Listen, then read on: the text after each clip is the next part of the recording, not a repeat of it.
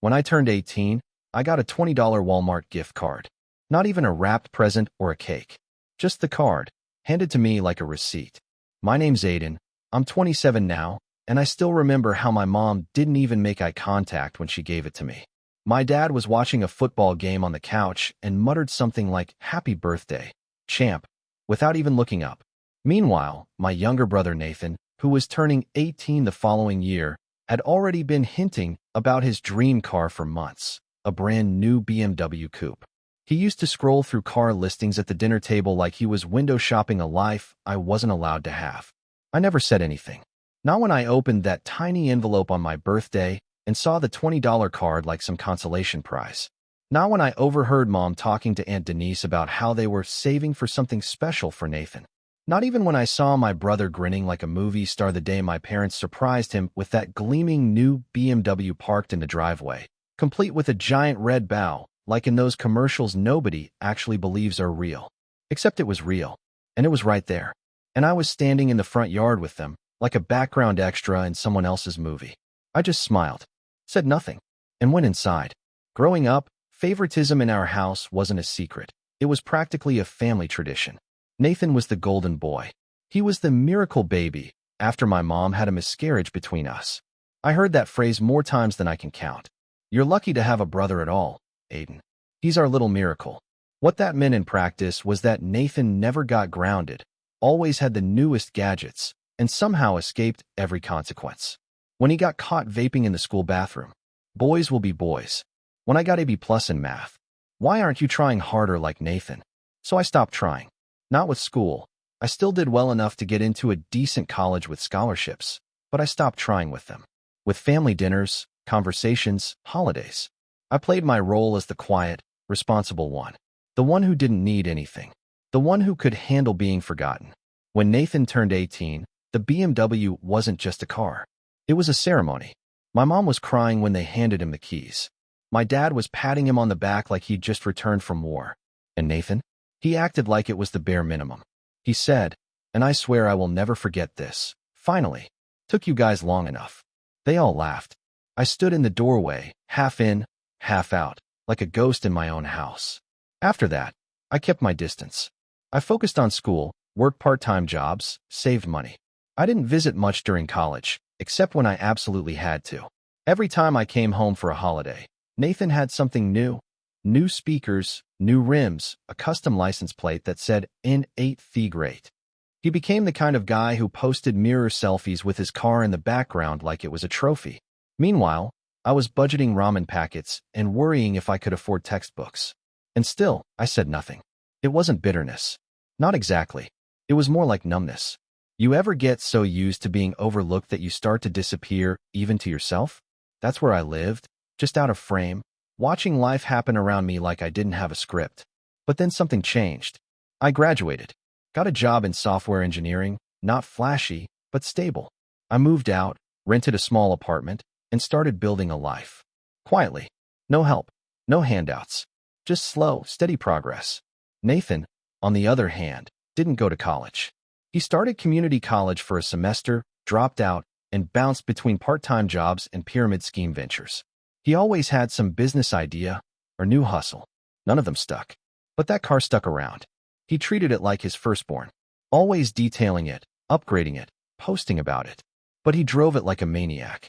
Speeding tickets, parking tickets, dented bumpers. Every few months there was a new story about how someone else messed up his car. I kept my mouth shut, even when my parents complained about how expensive his insurance was getting. They always bailed him out. He's still young, they said. He'll grow out of it. Then came the crash. It was 5 years after he got the car. I was 23, living in my second apartment, working my second job, doing pretty well for myself. I hadn't been home in a while. Then I got a text from my mom. Just a photo of Nathan's BMW. Or what was left of it. Crumpled. Airbags out. Windshield shattered. Apparently, he'd been racing someone at night on a back road. Lost control. Hit a tree. Miraculously, he wasn't seriously injured. Just some bruised ribs and a broken wrist, but the car was totaled. Insurance barely covered anything because of his history. My parents were frantic. "We're just grateful he's okay," they kept saying. I didn't respond. Then, a week later, Nathan called me. First time in ages. He didn't start with hello. He didn't ask how I was doing. He just said, I need a huge favor. I knew what was coming before he said it. His credit was trashed. Too many missed payments, too many overdrafts, maxed out credit cards. He'd been trying to get approved for a new car loan, but no one would touch him without a cosigner. And our parents had already hit their limit after bailing him out so many times. He was desperate. You've got good credit, right? You've got a good job. Come on. Man, it's just a formality. I'll make all the payments. I swear. There was a long pause on my end. And that's when I smiled. Not out of joy, not out of spite either, but something cold and clear settled in my chest, like the final piece of a puzzle clicking into place. I remembered my 18th birthday. I remembered the $20 card. I remembered every quiet moment I swallowed instead of speaking up. And I said, why don't you buy it with a gift card? He laughed at first, like it was a joke. Then I hung up. That's when all hell broke loose. I expected the fallout to be bad, but not this bad. Within hours of hanging up on Nathan, my phone started lighting up like a Christmas tree. Missed calls, voicemails, texts that went from pleading to guilt-tripping to outright threats of being cut off from the family. My mom left me a long voice message, voice trembling like she was on the verge of tears. Aiden, honey, I know things weren't always equal, but Nathan's in a really tough spot right now. He's your brother. Family means helping each other when it counts. I'm begging you to reconsider. My dad didn't bother with emotional manipulation. He went straight for the cold, hard guilt. You wouldn't even be in your position if it weren't for the values we taught you. Nathan just needs a little help to get back on his feet. Are you really going to let your own brother flounder like this over some ancient grudge? Ancient grudge. That line stuck with me. It wasn't about the car or the gift card or even the years of being the family afterthought. It was the fact that when I finally stood up for myself, just once, they acted like I was the villain. Like I had some moral obligation to keep propping up the same guy who'd been handed everything I never got, only to crash and burn every opportunity.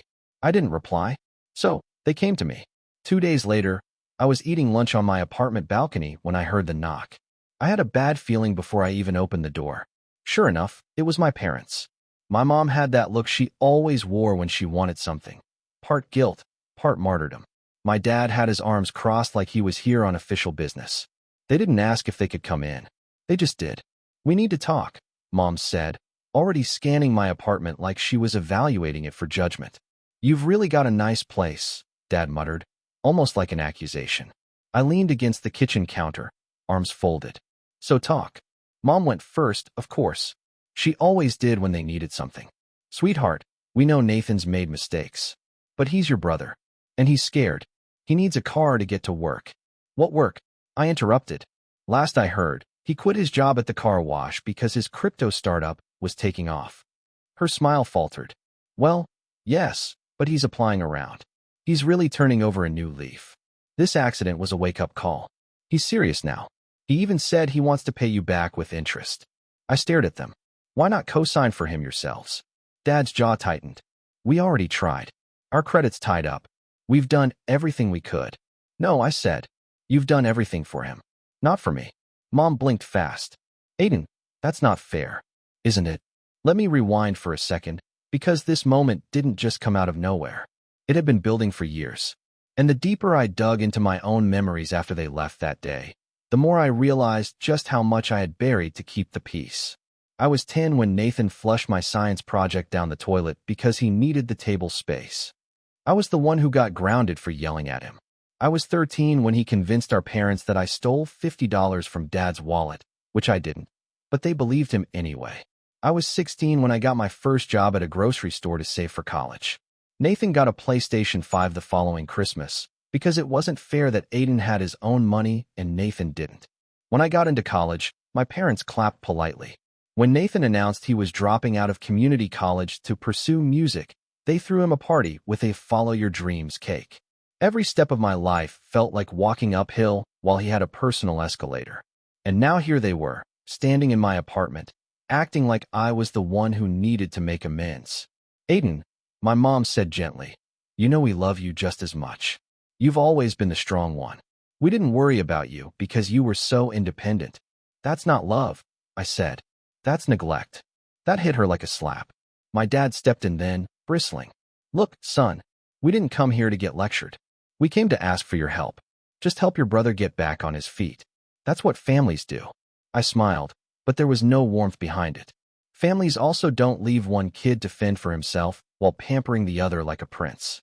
You're exaggerating. Am I? I opened my laptop and pulled up a folder I'd quietly started compiling after the BMW crash. Screenshots, receipts, everything from the past decade. Let's look at birthdays. 18. Nathan gets a BMW. I get a $20 gift card. 21. Nathan gets a trip to Miami. I get a phone call 3 days later. College graduation. You missed my ceremony, but flew out for Nathan's short film festival. He didn't even finish the film. My mom sank into the couch, silent.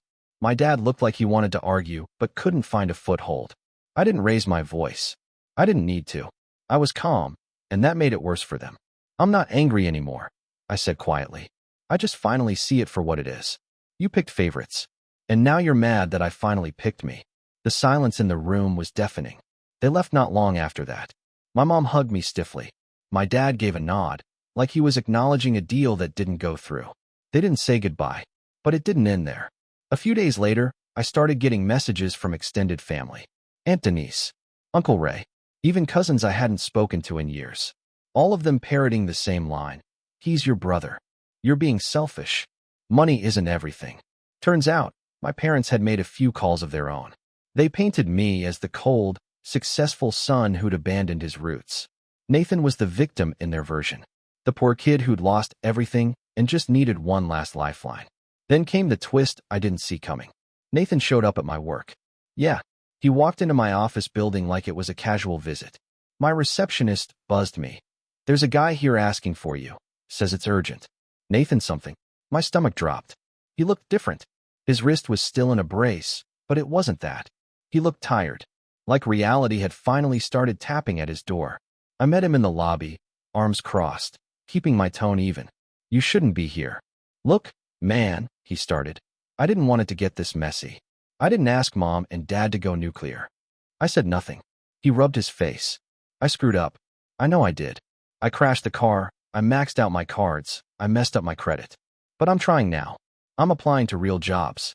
I even signed up for night classes. I just need a second chance. I stared at him for a long time. This wasn't the arrogant kid who posed in front of his car with fake Gucci. This was someone who'd finally hit a wall. But even then, I couldn't forget. You had a chance, I said. You had every chance. You were handed things I begged for. You wasted them. And now you want me to fix it. I'm not asking you to fix it, he said quickly. Just help. Just co-sign. I'll do the rest. No, I said. And that's when the last mask fell. Nathan's face twisted. You're just jealous.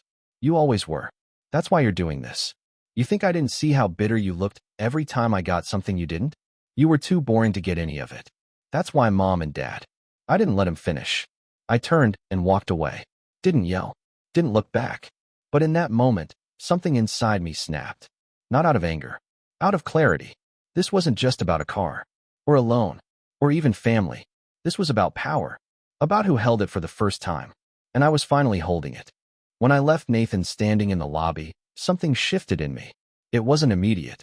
I didn't walk away with fireworks in my chest or some grand sense of victory. What I felt was quieter, colder, an exhale after holding my breath for years. But underneath that, buried deep, was a knot I hadn't realized I'd been carrying. A knot made of old guilt, warped family loyalty, and a longing to be seen. And for the first time, I wasn't trying to untangle it. I was letting it go. The fallout came swiftly. My parents stopped talking to me altogether. The daily guilt-tripping texts from Mom turned into cold silence. No good morning messages, no links to dog videos, no passive-aggressive Bible quotes. Just nothing. Dad, who never texted much anyway, blocked me on Facebook. I only found out because a mutual friend mentioned that he'd been posting updates about letting go of negative people and choosing family who chooses you back. My name wasn't mentioned, but it didn't have to be. At first, I told myself I was fine with it, that this distance was healthy, that I was protecting myself, and in some ways I was. But the silence wasn't peaceful. It was heavy, especially at night. I'd come home from work to my little apartment, quiet, dim, clean, and feel like I'd won a prize no one remembered awarding. I had the job, the stability, the life they said I'd never need help with. And I was alone. I'd scroll through old photos on my phone sometimes, ones I'd taken without thinking. Nathan sticking his tongue out in front of the Christmas tree. Me holding up a birthday cake I'd baked for Mom when I was 16. Dad asleep in his recliner, the dog curled up on his lap. Snapshots of a family I didn't have anymore. Or maybe never really had. It got worse when holidays rolled around. Thanksgiving came and went. No invite. No text. I spent it microwaving mashed potatoes and eating turkey slices off a paper plate. I told myself I didn't care, that I preferred the quiet. But then I saw a tagged Instagram story from my cousin, Nathan, at the dinner table, carving a turkey like he was the man of the house. My seat at the table gone. Not even a mention. Then Christmas. I didn't decorate. Couldn't bring myself to. I didn't shop for anyone. Didn't expect anything either. Still, I kept glancing at the mail slot, half hoping some card would arrive. Nothing came. The day itself was cold and gray. I spent it watching old sitcom reruns, half laughing at jokes I'd already memorized. I ordered Chinese food that arrived late and cold. I tipped the delivery guy double out of sheer loneliness. That night, I broke. I remember sitting on the floor of my apartment, back against the fridge, holding a beer I wasn't even drinking. I just stared at the label, tracing the condensation with my thumb. My chest felt hollow, like I was echoing inside. I kept thinking about that moment in the lobby. About Nathan's words. You're just jealous. Was I? Had I carried so much resentment for so long that I couldn't tell who I was without it? I wanted to call someone. Not to argue. Just to hear a voice that remembered who I was before all this. But my contact list felt foreign. Everyone was connected to them in some way. I couldn't trust anyone not to report back. I couldn't explain what it felt like to be the strong one everyone leaned on, until the weight crushed me. I sat there for a long time. Eventually, I stood up, took a deep breath, and opened my laptop. I didn't know what I was looking for at first. Maybe a distraction, maybe a lifeline. But I ended up on an old folder I hadn't touched in years, my college projects. Notes, half-finished scripts, app ideas. Back when I dreamed of building something of my own. I clicked through them slowly, like flipping pages in an old journal. One file caught my eye. Pulse Planner _V1. It was a productivity tool I'd started building during junior year. Part habit tracker, part mood journal, part goal setter. Clunky and basic, but it had potential. I opened the code and scrolled through. My old logic was messy, but the bones were there. It hit me. Then, I used to dream. Not just survive. That night, I stayed up past 2 a.m. cleaning up the code. No music. No distractions. Just me and my laptop. For the first time in months, my mind wasn't spiraling. I was building. That became my rhythm.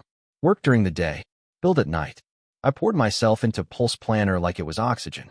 I gave it a cleaner interface, added analytics, connected it with wearable integrations. Slowly, it became more than a project. It became mine. I wasn't trying to prove anything. Not to Nathan. Not to my parents. Just to myself. Over time, the numbness eased. I started running again.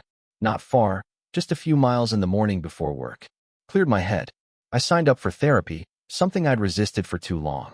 The first session, I barely spoke. But the second, I cracked open a little. By the fifth, I was unpacking things I didn't know I still carried. Shame. Abandonment. The aching desire to be chosen. My therapist, a calm older guy named Mark, said something that stuck with me. You spent your whole life trying not to rock the boat. But the boat was already sinking. You were just trying not to get blamed for the leak. It hit me like a punch. Because he was right. The more I looked back, the more I realized how many times I'd minimized myself to make others comfortable. How often I'd swallowed anger just to keep the peace. I wasn't angry at Nathan for getting the car. I was angry that I was taught not to ask for anything. That being quiet and selfless was supposed to be enough. That when it wasn't, they shrugged and said, well, you're the strong one. I wasn't weak for finally saying no. I was healing. And the more I healed, the more things started falling into place. Pulse Planner picked up traction on a small productivity subreddit. Someone posted a screenshot and called it clean, focused, and actually useful. That post got traction. A few hundred upvotes. Then 1,000. I made a landing page, offered a beta sign-up. Within a week, I had over 600 sign-ups. Not much, but enough to see potential. I bought the domain, polished the branding, and turned it into a side hustle. I wasn't making real money yet, but it wasn't about that. It was about building something that reflected who I'd become, not who I was trying to appease. And then, out of nowhere, I got a text from Nathan. Hey, I know you don't want to hear from me, but I need to tell you something. It's not about the car. It's important. I stared at the message for a long time. The old me would have deleted it, blocked him, walked away. But I wasn't the old me. I replied, what is it? He said he'd rather talk in person. So I agreed to meet. Not because I wanted to reconnect. Because I needed to see what he looked like on the other side of rock bottom. I met Nathan in a quiet corner booth of a half-empty diner downtown. He'd picked the place, probably because it was neutral ground. Not our childhood home, not my apartment, and certainly not Mom and Dad's house. Just a faded vinyl booth with a sticky table and a buzzing overhead light that flickered every few seconds like it was trying to stay awake. Appropriate, I thought. Everything felt on edge. He looked tired, really tired. His hoodie was wrinkled, and his beard was patchy like he hadn't cared enough to shave properly. There was a deep cut on his cheek that had almost healed, but not quite, and his left wrist was still in the brace. But the biggest change wasn't physical, it was in his eyes. Nathan always had this smug, untouchable gleam about him, like the world was just a backdrop to his personal movie. That gleam was gone. I know I messed up, he said, skipping hello. I didn't respond. Just waited. I wanted to tell you. I think I finally get it now. What you've been trying to say all these years. About how unfair everything was. That got my attention. He looked down at the table. You know what the worst part was about wrecking that car? He gave a dry laugh. It wasn't the crash. Or the pain. It was the look on Mom's face when she picked me up from the hospital. She wasn't scared. She wasn't sad. She just looked tired. Like she didn't have anything left for me. I stayed silent. Nathan glanced at me. She told me I should call you. Said you'd be able to help. That you always helped. I snorted. I don't recall helping you very much. He didn't argue. There was a long pause before he finally said, you don't have to forgive me. But I wanted you to know you were right. I didn't earn any of it. I just expected it. And now that it's gone, I don't know who I am without it. There was something honest in that moment. Raw. Like the last thread of ego had finally snapped, and he was just standing there, exposed and shivering in the cold reality of adulthood. But then he said something that turned everything on its head. I found something, he said, pulling out a folded piece of paper from his hoodie pocket. Something Mom and Dad didn't want either of us to see. I raised an eyebrow. What is it? He pushed it across the table. An old letter from Grandma. She left something in her will. But it never got to you. I unfolded the paper slowly. It was a copy of a handwritten note. Faded, but legible. Dated 6 years ago. Aiden, you've always reminded me of your grandfather. Quiet, kind, and far too humble for your own good. I know your parents have always favored Nathan. I tried to talk to them about it, but they wouldn't listen. That's why I've made arrangements. I left something for you. Not just money, but land. The cabin. The one by the lake your grandfather loved. It's yours now. I told the lawyer to make sure of it. Don't let them convince you otherwise. Love, Grandma. I stared at the paper, my brain barely registering the words. The cabin? You're lying. I said automatically, my voice cold. Nathan shook his head. I swear I'm not. I found this in a box of Mom's old papers when I was staying at the house. I think they hid it from you. I don't know if they ever told the lawyer you were supposed to inherit anything. The gears started turning in my head. I hadn't been at the reading of Grandma's will. I'd been away at college and only got a call afterward. Mom telling me that everything was split evenly, but most of it had gone to funeral expenses and helping Nathan get settled. I didn't question it. I was used to scraps. But now there was this. The cabin by the lake wasn't just sentimental. It was valuable. A real estate gem. The kind of place that people rented for premium weekend getaways. My grandfather had built it himself back in the 70s and maintained it meticulously. When I was a kid, it was the one place I ever felt close to him. We'd fish off the dock, chop wood, play cards by the fireplace. He once told me that place would be mine someday, and now I knew he meant it. I looked back at Nathan. Why are you telling me this? He hesitated. Because I wanted to make it right. And maybe because I hoped you'd use it better than they did. I know they tried to sell it. I heard them talking about it last year, but I think the paperwork was never fully in their name. If you go to the county office. I didn't let him finish. Because in that moment, I wasn't sitting in a diner with my brother anymore. I was sitting at the threshold of something big. Something just. And for the first time, I wasn't reacting, I was planning. The next morning, I called in sick. Then I drove 2 hours out to the county records office in the small town near the lake. The place smelled like dust and old linoleum, and the clerk at the front desk looked like she hadn't updated her hairstyle since 1995. But she was kind, helpful, and after about 40 minutes of digging through property transfer documents and notarized forms, she handed me a file. The cabin was never transferred to my parents' name. It was still in my grandmother's. And in her will, attached, sealed, and signed, it clearly stated that the property was to be left to me. Not to be sold, not to be split, solely and entirely to me. It should have passed into my name automatically, but only if the family submitted the final documentation. Which, of course, they never did. They'd buried it. And now I had the proof. By law, all I had to do was file the claim with the probate court, along with the letter and a petition to reopen the estate for property transfer. It would take a few weeks, maybe longer, but it would work. And when it did, that cabin wouldn't just be a quiet piece of family memory. It would be leverage. Because if they tried to sell it again, or claimed I was stealing, I'd have the original will and the county's record on my side. Ironclad. But I wasn't done. Not by a long shot. The next few weeks were a blur of preparation. I filed the court documents, hired a lawyer, a no-nonsense woman named Lila who didn't flinch when I said, "They've been hiding this from me for 6 years," and started planning my next move. I didn't tell Nathan what I was doing.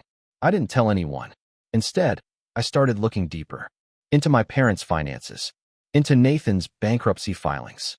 Into the tangled mess of personal loans and co-signed credit cards I had never been involved in, but which my name had mysteriously popped up on once or twice, years ago. And the more I found, the angrier I got. Turns out, when I was 19, my parents used my social security number to apply for a store credit card in my name. They never spent much, just a couple $100s, but it was fraud. And it had quietly dinged my credit until I noticed and fixed it. I'd assumed it was a clerical error back then. Now I knew better. They hadn't just favored Nathan. They'd used me. Quietly. Safely. Because I never made noise. That was about to change. The final piece came together when I reached out to a local real estate developer who'd been eyeing the lakefront area. A polite man in his 40s with a clean-cut smile and a firm handshake. When I told him who I was and that I'd soon hold full ownership of one of the last untouched properties on the lake, he lit up like a kid on Christmas morning. "I'm not looking to sell," I said. He raised an eyebrow. "Then why are you here?" "Because I want you to make an offer. On paper. A public one." He frowned, confused. "I'm not going to accept it. But I want to document it. Something my parents can see and panic over." His eyes sparkled with sudden understanding. I get it. You want them to think you're going to sell it out from under them." "Exactly." He grinned. "Revenge." I smiled back. "Justice." And just like that, the offer was drawn up. A formal, public bid filed through the county, tied to a developer's interest in turning the cabin into a historical lodge or boutique Airbnb. It wasn't binding, but it was real enough to get noticed. I made sure of it, because I knew the moment it hit the county bulletin board, my parents would find out. And they'd realize just how much they'd underestimated the quiet son, the one who didn't say anything. Until now. But I wasn't done yet. I didn't have to wait long for the fireworks. Exactly 9 days after the real estate developer posted the public offer for the cabin on the county board, just as I planned, I got a call from a number I hadn't saved. I let it go to voicemail. Then another. And another. For missed calls in one morning. All from Mom. Finally, my phone buzzed with a message. "What are you doing? Call me right now. Do not sell that property." The satisfying part wasn't the all-caps yelling. It was the fact that for once, they were scrambling, not me. I let the messages pile up. They came in waves. First panic, then guilt, then threats. My dad even tried the old, "You're making a huge mistake, son" routine. But the best one? The voicemail where he said, that cabin was meant for family, not profit. As if I was the one who buried a handwritten letter from Grandma for 6 years. As if they hadn't tried to quietly sell the place behind my back just last year.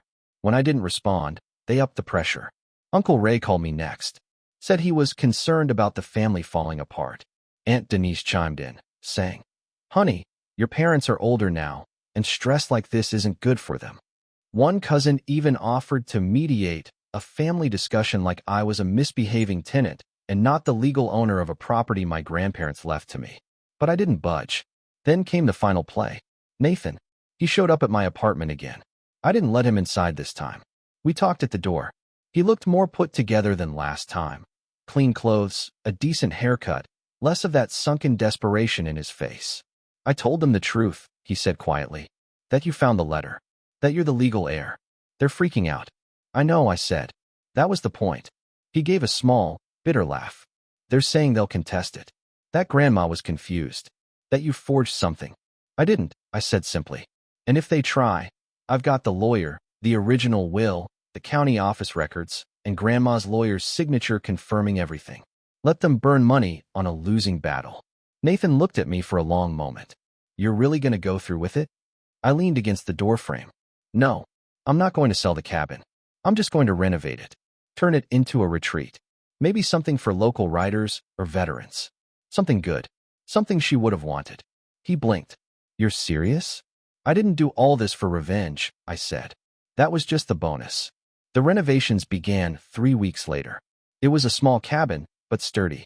Weathered wood, a big stone fireplace, 2 bedrooms, a creaky dock overlooking the lake. The water was still as glass in the early mornings. The kind of place where the world slowed down. I hired a local crew, paid them well, and gave them a timeline. As word got out that I was reviving the old cabin, I started getting emails and letters from people in the town, friends of my grandparents, former fishing buddies of my grandfather, even a librarian who remembered my grandma coming in every Wednesday to check out mystery novels. They all shared stories. Stories I had never heard because I'd never been included in those parts of our family's history. And suddenly, I realized something. This place had been mine long before I owned it on paper. I just never knew it. My parents, meanwhile, had no idea how to handle the shift in power. When they realized I wasn't going to sell the cabin, but was instead keeping it, and not for profit, but for legacy, they didn't know how to react. There were no more threats, no more calls, just silence. At first, I thought they were regrouping, planning some legal maneuver, but nothing came. A few weeks later, I got a single email from my mom. I hope you know what you're doing.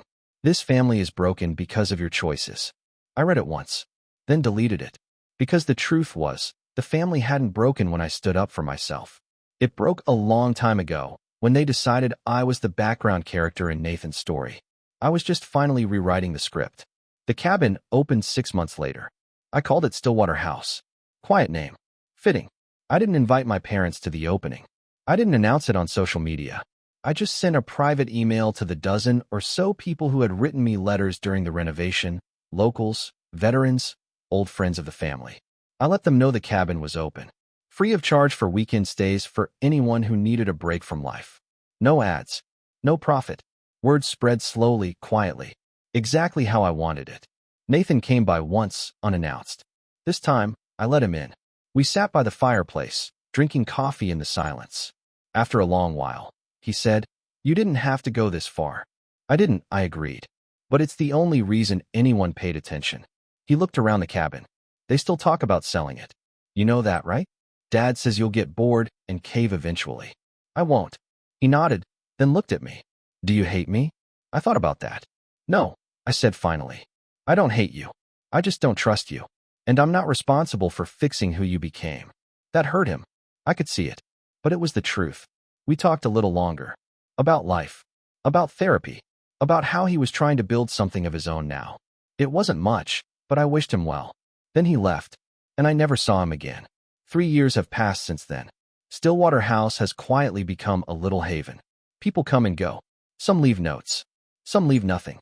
But the silence here? It's different. It's peaceful. Not like the silence I used to know. As for my parents, I haven't spoken to them since that last email. They tried sending a Christmas card once. I sent it back, unopened. It's not that I'm bitter. It's that I've learned what it costs to keep letting people take from you just because they share your blood. And I'm done paying that price. The revenge wasn't loud. It wasn't dramatic. It was measured, thoughtful, controlled. And it ended not with fire, but with peace. Because sometimes the best revenge isn't destruction. It's becoming untouchable. And I am. Now, they can't ignore me. They can't use me. And they can't rewrite the story, because I own the last page.